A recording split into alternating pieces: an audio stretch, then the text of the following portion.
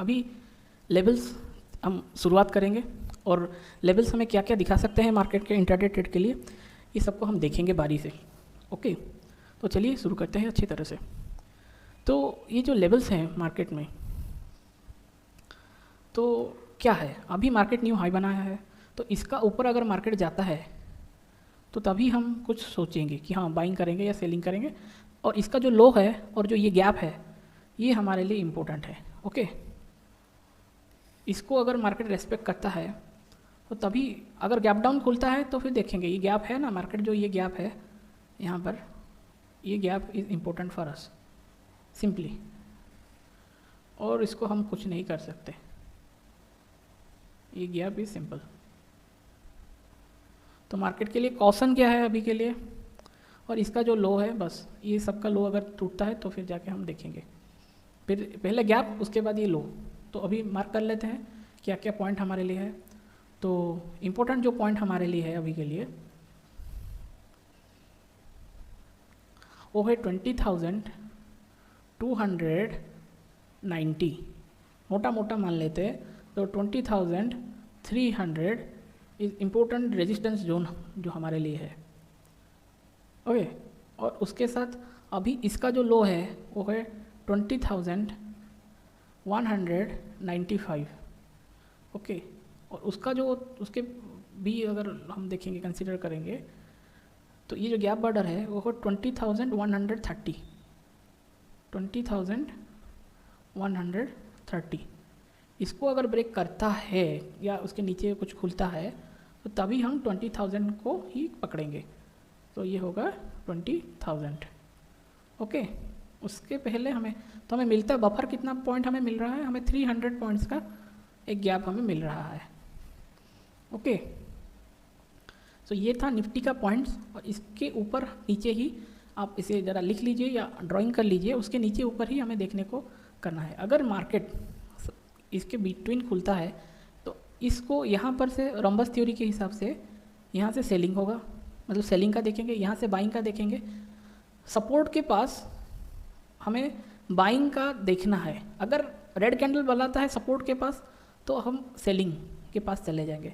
वैसे रेजिस्टेंस के पास green candle बनाता है तो हम बाइंग का देखेंगे, क्योंकि ब्रेकआउट होगा और रिटेस्ट हो गया तो सोने पे सुहागा। रिटेस्ट हो गया, अगर रिटेस्टेड हो गया तो इस गोल्डन चांस। और रेजिस्टेंस के पास हमें कोई रेड कैंडल दिखता है, मार्केट ऊपर जाता है, बट अगर ऐसे कंसोलिडेट करता है तो फिर it is very difficult to say कि ऊपर जाएगा या नीचे आएगा। ओके, इसका लो ब्रेक करता है तो सेलिंग होता है, तो तभी हम सेलिंग करते हैं। कब, जब रेजिस्टेंस के पास रेड कैंडल आता है और ऐसे रुक के अगर नीचे आता है तो सेलिंग के चांसेस बढ़ जाते हैं। पर फिर भी ऐसे मार्केट के दौर पे ये क्या करते हैं, ऊपर जाता है, ऐसा कंसोलिडेट करता है, फिर नीचे आता है, फिर ऊपर चला जाता है। तो ये एक खतरा यहाँ पर मंडरा रहता है। तो इसीलिए हमें देख के ट्रेड करना रहता है, क्योंकि हमें एक पॉजिटिव मार्केट में ना हमें बाइंग साइड का सोचना रहता है, ना कि सेलिंग का। यहाँ पर सेलिंग कितना भी मिलेगा, अगर मिल भी जाए तो कितना मिलेगा, 5 मतलब कितना परसेंटेज मिलेगा, बाइंग आपको कितना मिलेगा, तो रेशियो बाइंग में ज़्यादा है। ओके, पर अगर क्रूशियल सपोर्ट या रेजिस्टेंस 2-3% मार्केट रैली किया, फिर हम सेलिंग का देखेंगे। एक ही दिन में बाइंग का सेलिंग का हमें नहीं देखना है। ओके, तो ये था निफ्टी का लेवल्स और कहाँ पर हमें क्या करना है, शॉर्ट में हमें जान लिया। अभी हम चलते हैं फिर निफ्टी में, सॉरी बैंक निफ्टी में। Same condition bank Nifty daily chart में भी है।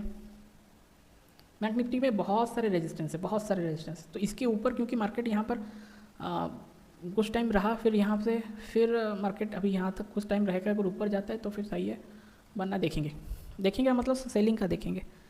इसके ऊपर जो भी है, मैंने प्रीवियस वीडियो में जैसा है, बैंक निफ्टी का हालत थोड़ा सा वीक है निफ्टी के कंपैरिजन में, बस सेम लेवल है। यहाँ पर ऊपर जाता है तो रेजिस्टेंस को हम देख के ही हम ट्रेड लेंगे, या फिर मार्केट ऊपर जाता है, यहाँ रुक के नीचे आता है, यहाँ पर नीचे आता है, यहाँ पर नीचे आता है, कैसे भी अगर नीचे आता है तो हम देखेंगे।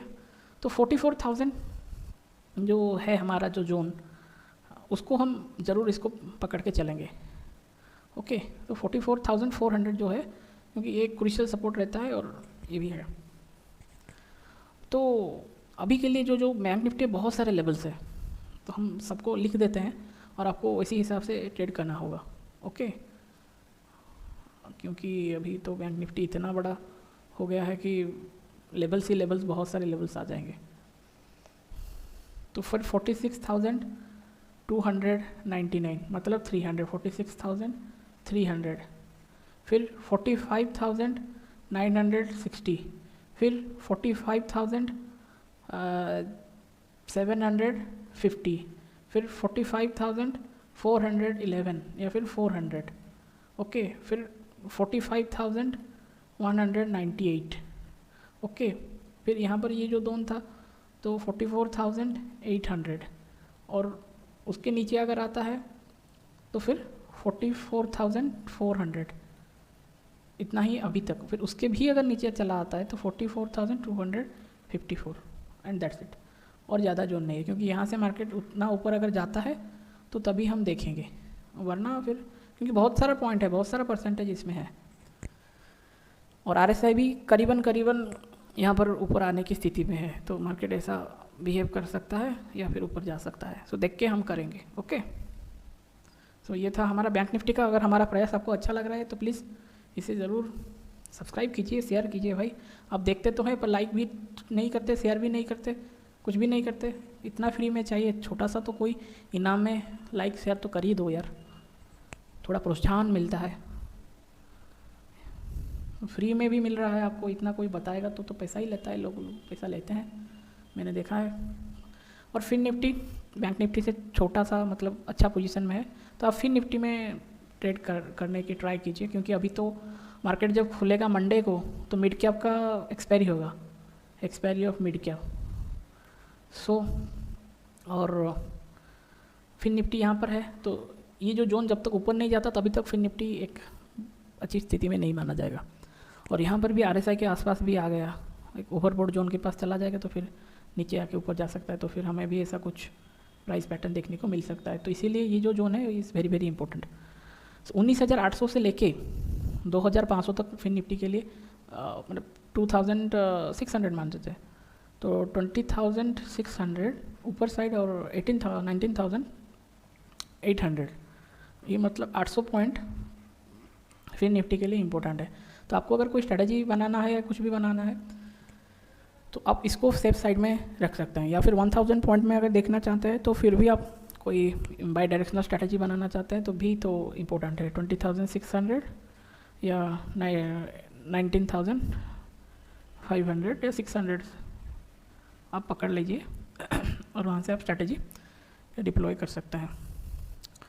तो उसके साथ अभी के लिए जो सिंपल पॉइंट इंपॉर्टेंट हमारे लिए है, तो 20,576 इंपॉर्टेंट होता है, 20,400 इंपॉर्टेंट रहता है, फिर 20,266 इंपॉर्टेंट रहता है, और 20,084 हमारे लिए इंपॉर्टेंट रहता है।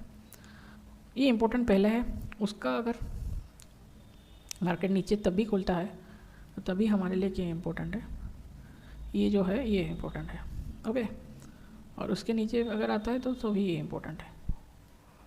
ये जो दो पॉइंट है हमारे पास, ये है 19,916 इंपॉर्टेंट है, और 19,759 मतलब 60 मान सकते हैं आप, 19,760 ये इंपॉर्टेंट है। इसके आपको देख के सपोर्ट के पास मैंने जो थ्योरी बताया है उस थ्योरी को, सपोर्ट के पास हमें ग्रीन कैंडल पे बाइंग का सिग्नल देखना है, सपोर्ट के पास रेड कैंडल के आता है तो हमें सेलिंग का देखना है, सेम वाइस वर्सा। रेजिस्टेंस के पास ओके ग्रीन कैंडल देखना है तो फिर बाइंग का, रेजिस्टेंस पर सेलिंग का। ये आपको थोड़ा सा याद रख दीजिए, अच्छा लगा। कंसोलिडेशन उसके पास अगर ऐड होता है तो हमारा थ्योरी चेंज हो जाएगा, ओके, क्योंकि कंसोलिडेशन को अगर वो ब्रेक करता है तो तभी हम देख के ट्रेड लेंगे। और उसके साथ अभी ये था हमारा फिन निफ्टी का।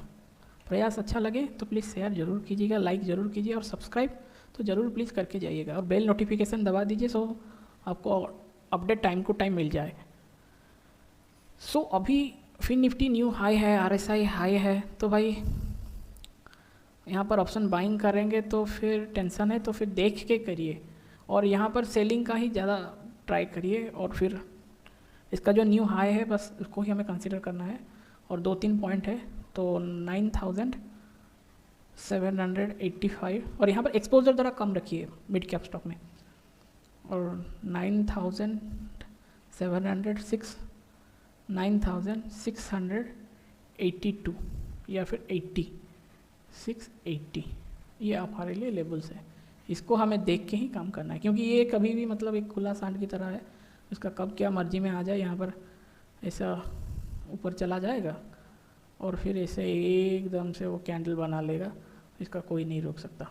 ऐसा करके ये बनाता है ना, ऐसा करके ये कैंडल ऐसा बना देता है। फिर क्या, फिर लोग धड़ालने से बेचते हैं, फिर हो हल्ला रहता है। सो इसीलिए इसको देख के आप ट्रेड कीजिए, वरना फिर आपको हैरानी हो सकती है। 1%, 2% इसके लिए एक दिन में 3% गिरना भी कोई बड़ी बात नहीं है, क्योंकि अगर हम पीछे जाके देखेंगे, यहाँ पर इसने ये वही काम किया था, एक ही दिन में उसने 2.5% के आसपास गिर गया, सीधा ऊपर खुला एकदम, ओपन इजिकल टू हाई बना के नीचे, फिर यहाँ पर भी पैसा 1.9%, यहाँ पर भी उसने 1% का। सो ये इसका थोड़ा हिस्ट्री है, ऐसा करके 1%, यहाँ पर 0.45%, ऐसा करके, क्योंकि टॉप से एकदम से वो एनगल्फ करके बताता है।